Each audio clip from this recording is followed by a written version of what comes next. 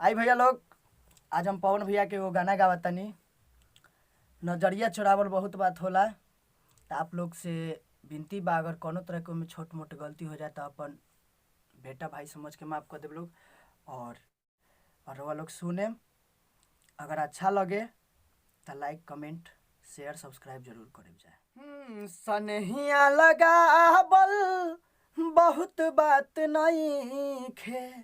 सनहिया लगावल बहुत बात नहीं खे, नजरिया चुरावल बहुत बात होला, नजरिया चुरावल बहुत बात होला, केहू के मुआवल बहुत बात नहीं खे, केहू के मुआवल बहुत बात नहीं खे, मुआ के जियावल बहुत बात होला, मुआ के जियावल बहुत बात होला। अंतरा है कि समझे न पौनी तहार असली राधा, रूपवा के जाल में धरा गईन दादा, कि समझे न पौनी तहार असली राधा, रूपवा के जाल में धरा गईन दादा, केहू के रोआवल बहुत बात नहीं खे,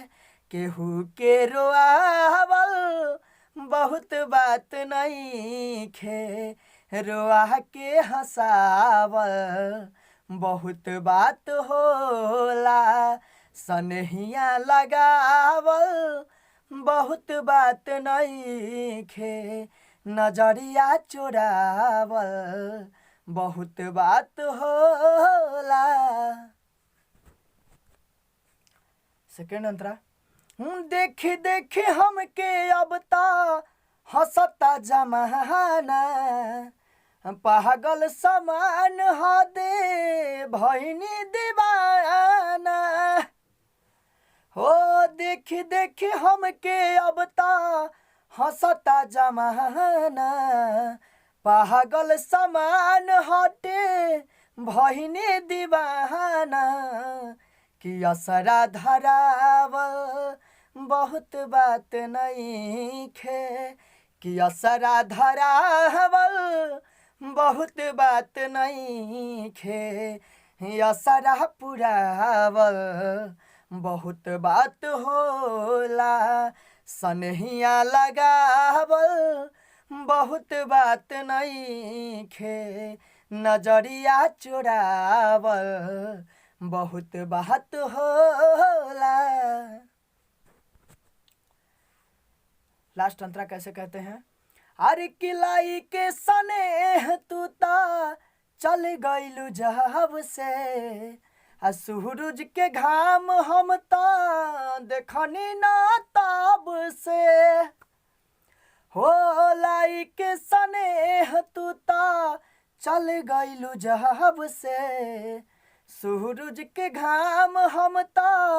देखनी न तब से, कि दिल डहकावल बहुत बात नहीं खे, कि दिल डहकावल बहुत बात नहीं खे, जियरा जुड़ावल बहुत बात होला, सनहिया लगावल बहुत बात नहीं खे, सनहिया लगावल बहुत बात नहीं खे, नजरिया चुरावल बहुत बात होला,